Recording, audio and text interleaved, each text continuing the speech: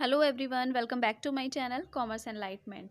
आज की अपनी इस वीडियो में हम मांग की आड़ी लोच यानी कि क्रॉस इलास्टिसिटी ऑफ डिमांड के क्रियात्मक प्रश्न यानी न्यूमेरिकल क्वेश्चंस देखने वाले हैं।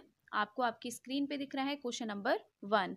बट क्वेश्चन रीड करने से पहले मैं आपको बेसिक कॉन्सेप्ट क्रॉस इलास्टिसिटी का रिमाइंड करा देती हूँ, जो आपको क्वेश्चन समझने में भी यूज़फुल रहेगा। ठीक है, तो चलिए देखते हैं। अब आपको आपकी स्क्रीन पे दिख रहा होगा मांग की आड़ी लोच के प्रकार, kinds of cross elasticity of demand.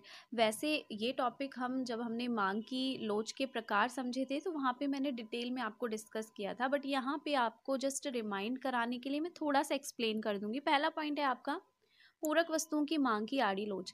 That means cross elasticity of demand complementary goods की कंडीशन में कैसी होती है। तो आपको दिख रहा होगा यहाँ पे सदैव ऋणात्मक होती है, यानी कि हमेशा नेगेटिव आएगी। तो जब आप अपने न्यूमेरिकल प्रॉब्लम सॉल्व करोगे और आपकी इलास्टिसिटी ऑफ डिमांड जो है नेगेटिव आती है, तो वहाँ पे आपको डिस्क्रिप्शन देना होगा कि भाई कौन सी गुड्स होगी ये जो आपका ये नेगेटिव आया है। ठीक है, तो ये होता है भाई कॉम्प्लीमेंट्री गुड्स की कंडीशन में। अब ये कॉम्प्लीमेंट्री गुड्स नेगेटिव क्यों आएगा, तो आपको ध्यान होगा। अब यहाँ पे एग्जाम्पल लिख रहा है कार और पेट्रोल का। इसको मैं थोड़ा सा और एक्सप्लेन कर देती हूँ।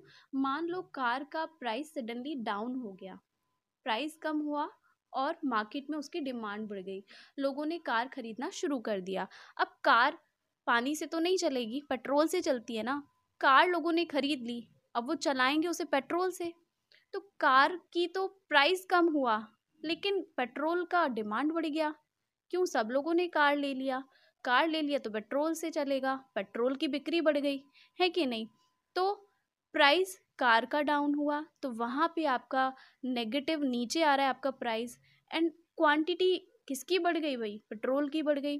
तो ये दोनों डायरेक्शन जो है सेम नहीं है, इन्वर्स रिलेशन को शो कर रहा है, नेगेटिव रिलेशन को शो कर रहा है। ठीक है, सेकंड पॉइंट है स्थानापन्न वस्तुओं की मांग की आड़ी लोच यानी कि cross elasticity of demand for substitute goods. अब यहाँ पे देखिए सब्स्टिट्यूट गुड्स की कंडीशन में जो आपकी मांग की आड़ी लोच होती है वो कैसी होगी? हमेशा लिखा हुआ है सदैव धनात्मक, यानी कि हमेशा वो पॉजिटिव होगी। ठीक है, एग्जाम्पल देख लेते हैं। जब चाय की कीमत बढ़ जाती है परंतु कॉफ़ी की कीमत पूर्ववत रहे, यहाँ पे चाय और कॉफ़ी का एग्जाम्पल लिया है। चाय का प्राइस बढ़ रहा है, लेकिन ये ध्यान रखें कि जो उसका सब्स्टिट्यूट गुड्स है उसके प्राइस में कोई चेंज नहीं होना चाहिए, जैसा कि यहाँ लिखा हुआ भी है। तो चाय का प्राइस बढ़ गया तो लोग क्या करेंगे? वो कॉफ़ी की तरफ स्विच हो जाएंगे, बिकॉज कॉफ़ी का प्राइस में कोई चेंज नहीं हुआ। तो देखिए, एक जो गुड्स है आपका पहला चाय, उसका प्राइस बढ़ रहा है लेकिन डिमांड पे इफेक्ट पड़ रहा है उसके सब्स्टिट्यूट गुड्स की। और कैसा इफेक्ट पड़ रहा है? चाय का प्राइस बढ़ रहा है और उसके सब्स्टिट्यूट गुड्स की क्वांटिटी बढ़ रही है। भाई दोनों ही चीजें सेम डायरेक्शन में ग्रो कर रही हैं, बढ़ ही रही हैं, है कि नहीं। अब डायरेक्शन सेम है, डायरेक्शन सेम का मतलब पॉजिटिव रिलेशन है, डायरेक्ट रिलेशन जिसको बोलते हैं। ठीक है, तो पॉजिटिव अगर आपकी इलास्टिसिटी आती है, क्रॉस इलास्टिसिटी अगर आपकी पॉजिटिव आती है, तो कौन सी गुड्स की सिचुएशन में ऐसा होगा? सब्स्टिट्यूट गुड्स की सिचुएशन में। ठीक है, चलिए थर्ड पॉइंट को डिस्कस कर लेते हैं। असंबंधित वस्तुओं की मांग की आड़ी लोच यानी कि cross elasticity of demand for unrelated goods. अब देखिए, जो गुड्स रिलेटेड ही नहीं है तो वहाँ पे आपकी जो क्रॉस इलास्टिसिटी है वो ज़ीरो आएगी। तो ज़ीरो कब आएगी? जब आपकी गुड्स रिलेट ही नहीं कर रही हैं एक दूसरे से। ओके, कोई इफेक्ट ही नहीं पड़ रहा है एक गुड्स के प्राइस चेंज का दूसरे की क्वांटिटी पर। क्लियर है तीनों पॉइंट? तो चलिए आते हैं अपने क्वेश्चन पर। क्वेश्चन है अब आपका, there are two products in the market A and B, यानी कि मार्केट में दो प्रकार की वस्तुएं हैं ए और B. When the price of A was ₹6, जब ए वस्तु की कीमत 6 रुपये है, the quantity demanded was 15 unit, तो ए वस्तु की 15 यूनिट की डिमांड है मार्केट में। When the price of B was ₹10, और जब बी वस्तु की कीमत है 10 रुपये, the quantity demanded was 20 unit, तो भाई उसकी क्वांटिटी डिमांड है 20 यूनिट्स की। Later on the price of B raised to ₹15, भाई बाद में क्या हुआ? बी वस्तु की कीमत बढ़ के हो गई 15 रुपये, पहले कितनी थी? 10, अब हो गई 15। And the price of A remained constant, A के प्राइस में कोई चेंज नहीं हुआ, बट इट्स डिमांड रेज्ड, फिर भी उसकी डिमांड बढ़ गई टू 20 यूनिट्स, यानी कि 20 यूनिट से उसकी डिमांड बढ़ गई। पहले कितनी थी भाई, पहले थी उसकी डिमांड 15 यूनिट्स, अब हो गई 20 units. Determine the cross elasticity of the two products, आपको दोनों वस्तुओं का आड़ी लोच यानी कि तिरछी लोच जिसको बोलते हैं हिंदी में, क्रॉस इलास्टिसिटी आपको निकालनी है। And state the nature of relationship between the two, और आपको इनके बीच में रिलेशन को भी डिस्क्राइब करना है। ठीक है, अब क्वेश्चन तो हमने यहाँ पे रीड कर लिया, लेकिन आपको ध्यान होगा जब हमने क्रॉस इलास्टिसिटी के फॉर्मूले डिस्कस किए थे तो फॉर्मूला क्या था हमारा, एक वस्तु का तो हमने लेना होता है प्रोपोर्शनेट चेंज इन क्वांटिटी, उसमें भाग करते हैं दूसरी वस्तु के प्रोपोर्शनेट चेंज इन प्राइस से, है कि नहीं।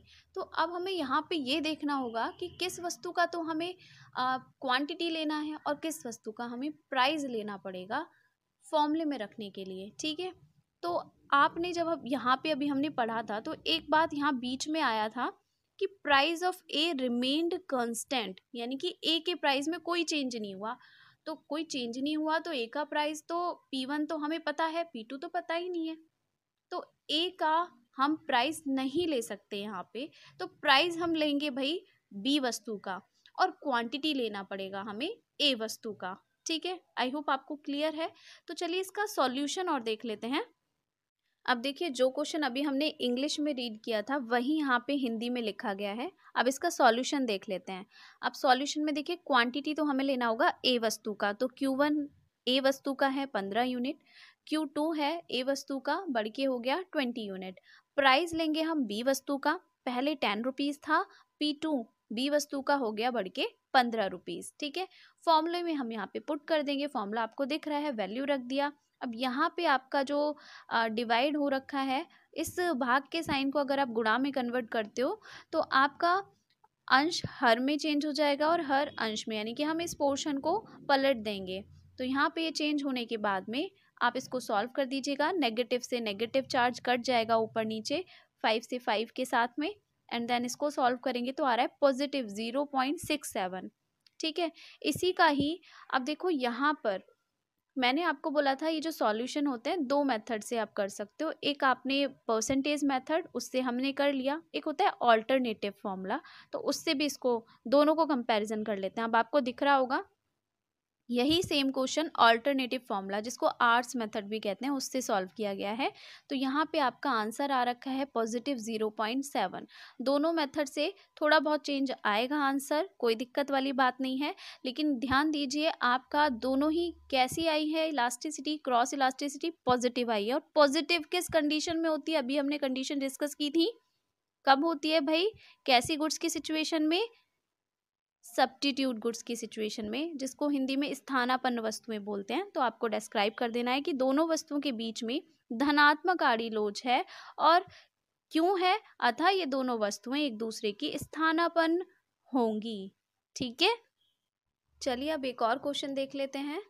Question number 2, there are two products in the market A and B, यानी कि बाजार में दो टाइप की वस्तुएं हैं ए और B. When the price of A was ₹8, जब ए वस्तु की कीमत 8 रुपये थी, the quantity demanded was 15 unit, तो इसकी डिमांड थी क्वांटिटी की 15 unit. When the price of B was ₹12, जब बी वस्तु की कीमत 12 रुपये थी, the quantity demanded was 20 unit, तो जब उसकी क्वांटिटी डिमांड थी 20 unit. Later on the price of B raised to ₹18, भाई बी वस्तु की कीमत ना 18 रुपये हो गई बढ़ के, but the price and demand of A remained constant, A वस्तु के प्राइस और डिमांड में कोई चेंज नहीं हुआ। Find out the relationship between the two products, भाई इन दोनों वस्तुओं के बीच में आप क्रॉस इलास्टिसिटी को भी फाइंड आउट करना है, रिलेशनशिप तभी तो पता करोगे आप। तो find out the relationship between the two products, यही सेम क्वेश्चन आपको यहाँ नीचे हिंदी में भी दिखाई दे रहा है। क्वेश्चन समझ में आ गया। अब एक बात ध्यान दीजिए, यहाँ पर इसने बोला है कि जो आपकी ए वस्तु है उसके प्राइस में कोई चेंज नहीं हुआ और उसकी डिमांड में भी चेंज नहीं हुआ।